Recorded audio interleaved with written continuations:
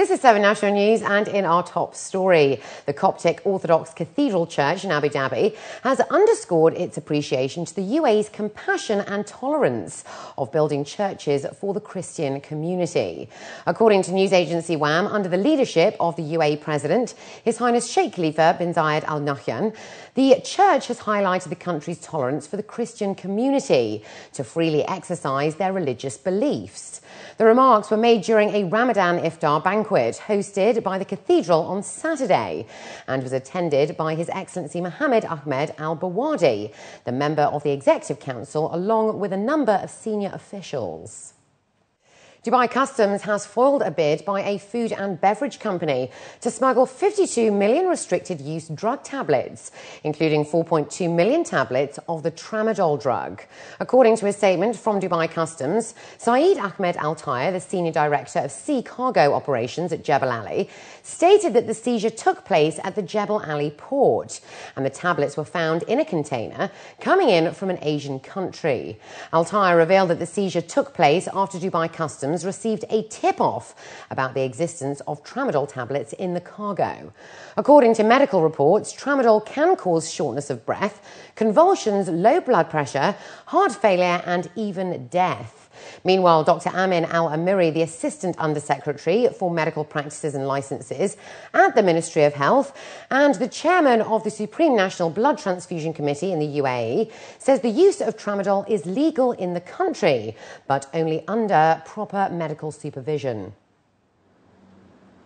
In fact, tramadol is being used. This is a medicine which is being used worldwide, and you can get it at the pharmacies, but you have to get those medicines through a controlled prescription, and it's available at all the hospitals and psychiatric clinics. In the country, and in fact, what we banned the importation of those tramadol the illegal way. The medicine should come to the country through the permit order, through the medical stores and authorized companies which they have a license to import the medicine. But unfortunately, those medicines which comes to the country through the individuals, usually it is counterfeit medicine. 10 out of 91 trade firms will be fined 50,000 dirhams each for breaching the federal labour law for recruiting violators. A joint team of 38 inspectors from the Ministry of Labour and Dubai Police General Directorate of Residence and Foreign Affairs recently inspected 91 firms to ensure their compliance with the working hours during the month of Ramadan.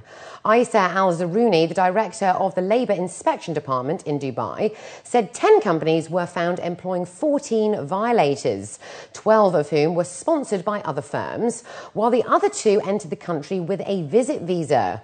Penalties include the suspension of a firm's file and a fine of 50,000 dirhams on every firm found hiring a foreigner that's not on its sponsorship.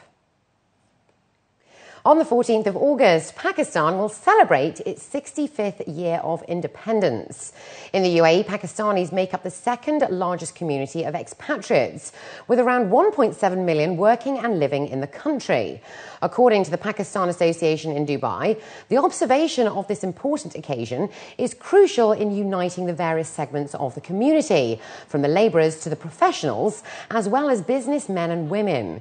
As the date falls during the holy month, events have been curtailed, but have been made even more meaningful. In addition to the customary flag hoisting and cake cutting ceremonies planned, Dr. Faisal Ikram, the General Secretary for PAD, says they are carrying out activities in keeping with Ramadan while promoting unity and patriotism among their countrymen.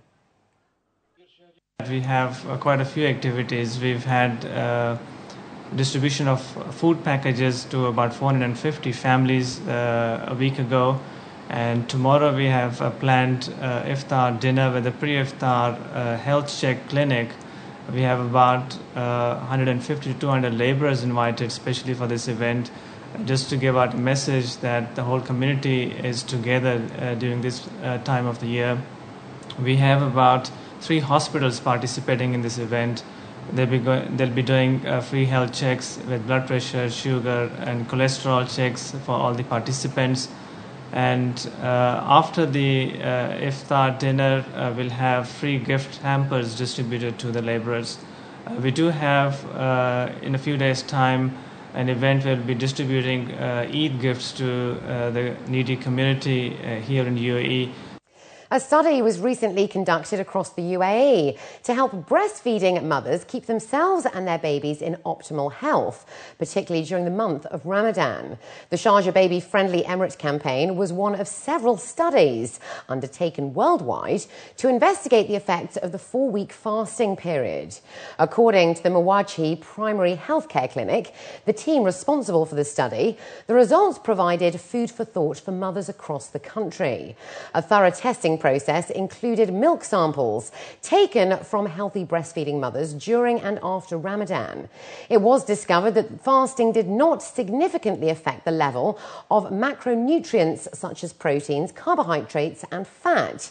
However, fasting did have a negative effect on the level of micronutrients such as magnesium, zinc and potassium. Commenting on these results is Dr. Evelyn Ruff, the head of the scientific committee Sharjah Baby Friendly campaign, who stressed that it is crucial for mothers to maintain the same breastfeeding pattern during Ramadan to give the baby a sense of continuity and rhythm. The main concern of a Muslim mother who wants to fast during Ramadan is to maintain her milk supply, not to have any decrease of her milk supply, and not to affect her baby's growth. So it's very important that she doesn't decrease the frequency of her breastfeeding, because the main stimulation for milk production is to empty the breast frequently and effectively. But if this is maintained, for most of the mothers, she will not feel a decrease in her milk supply. And finally, sport enthusiasts across the UAE wishing to escape the heat this summer will now be able to make the most of the indoor Dubai Sports World event at the Dubai World Trade Center. Kicking off on the 8th of June, the recreational facility caters to the growing demand of football, rugby, basketball, beach volleyball and fitness boot camps, in addition to the recently added indoor cricket field and running track. The 3-month event will conclude on the 31st of August and runs every day until late, giving participants the liberty to join in the activities after working hours or after iftar meals for those who are fasting. We are really very proud to be a part of this organization as a partner for Dubai Sports World. And I think the induction of cricket itself gets in a lot of value because of the popularity of the sports, and the game has been growing elsewhere in all front. So indoor is just an add-on to the value. We have definitely, by getting this game here, has extended whatever happens outside now, of course, to the indoor here. A lot of corporate teams comes into participating here, and also it is a solution actually during the summer when the heat outside is not so kind on the players who want to play outside, so they come in and play here. And up next, we'll have the day's business news, so stay with us.